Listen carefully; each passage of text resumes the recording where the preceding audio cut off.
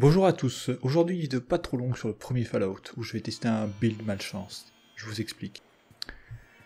Notre personnage va disposer du don Jinx, qu'on pourrait traduire par malchance ou poisse.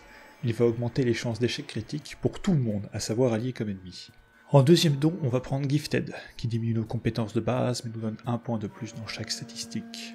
On va lui mettre 9 de chance pour compenser Jinx, 9 d'intel pour maximiser nos points de compétences par niveau, et 9 d'agi pour avoir le plus de points à dépenser pendant les combats. Pourquoi 9 et pas 10? Simplement parce que dans Fallout, contre moult capsules, on peut augmenter toutes ses stats de 1, comme dans du Vegas. Votre charisme influence le nombre de compagnons qui peuvent vous suivre, jusqu'à un maximum de 5, sans compter les dons. Mais là j'ai envie d'éviter le Friendly Fire, donc on se limitera à 2 en charisme et 1 compagnon. En compétences, arme à feu, histoire de savoir se servir d'un flingue, discours pour obtenir plus d'options de dialogue, permettant des résolutions pacifiques, et crochetage, qui est très souvent utile dans le jeu. Et c'est parti. Blablabla, je passe l'animation du début, c'est le superviseur de l'abri qui nous donne notre quête, trouver une puce de purification d'eau, on a 150 jours avant que l'abri ne meure de soif. On a une destination, l'abri 15 comme potentiel endroit où trouver la puce, et on part avec notre costume d'abri, un couteau, un flingue et quelques stimpacks. Bon, et avant de commencer, j'ai malheureusement fait une boulette, je n'ai pas enregistré le son du jeu, ni aucun bruitage, je suis désolé. Une fois sorti de l'abri, on entre sur la carte du monde, et on peut y subir de nombreux différents events, esquivables ou non, dépendant du skill Outdoor. Sur le chemin, on tombe sur le village de Shady Sands, où un local demande d'aller tuer des rats de scorpions dans une caverne proche. Vous pouvez soit tuer tous les rats de scorpions, soit détruire l'entrée de la cave avec des explosifs. On va tuer tous les rats scorpions.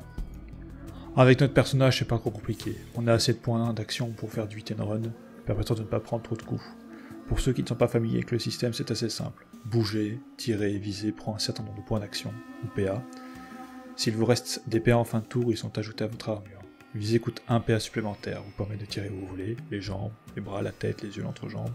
Ça augmente la difficulté de toucher, mais ça augmente également vos chances de coup critique. Bon allez, ça commence, j'ai tiré, et là je m'en ai comme un handicapé. C'est seulement le deuxième rat scorpion que j'affronte. Et là mon ennemi m'a raté et a perdu un tour complet, ce qui va me permettre de reprendre mon arme en main. Oh putain, avec autant de jets critiques, on se relève dans une partie d'ennemis, non? Putain, ça par contre, je hais dans les anciens Fallout. Quand tu ne vois pas l'ennemi parce qu'ils sont cachés à cause de la vision isométrique. Oh non, j'ai raté mon tir, et j'aggro le rat scorpion derrière. Pépé, au secours! Je veux dire superviseur, au secours!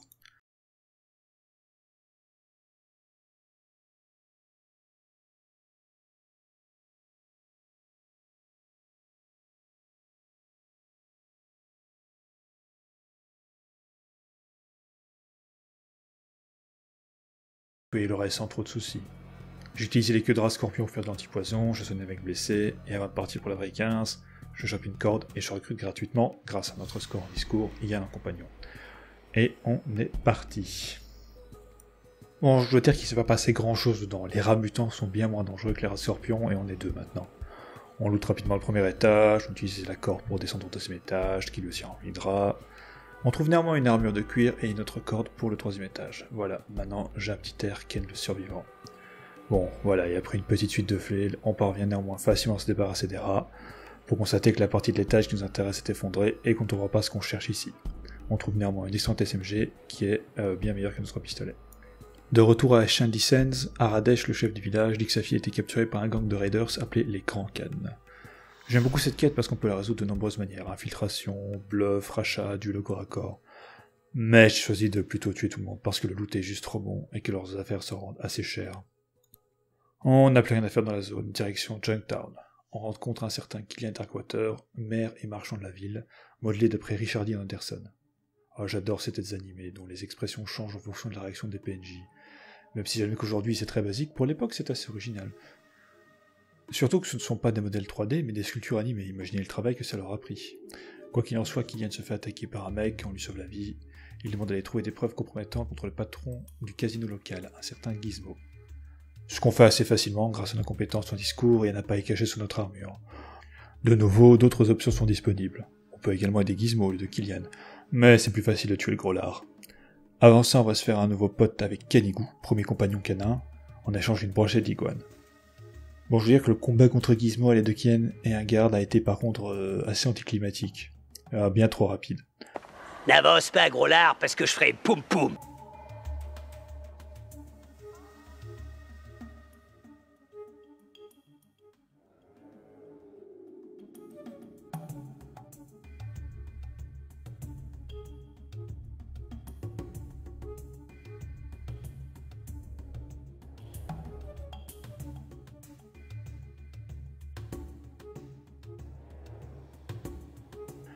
Et c'est Kennekou qui lui a donné le coup fatal. Il est quand même précisé qu'il a été propulsé hors du sol, ce qui est quand même beaucoup critique. Et là j'ai marché jusqu'à la ville de Nécropolis, remplie de ghouls, et je pense, arrêter la vidéo ici pour qu'elle soit pas trop longue. Si jamais vous voulez la suite, vous n'hésitez pas à me la commenter. À une prochaine fois.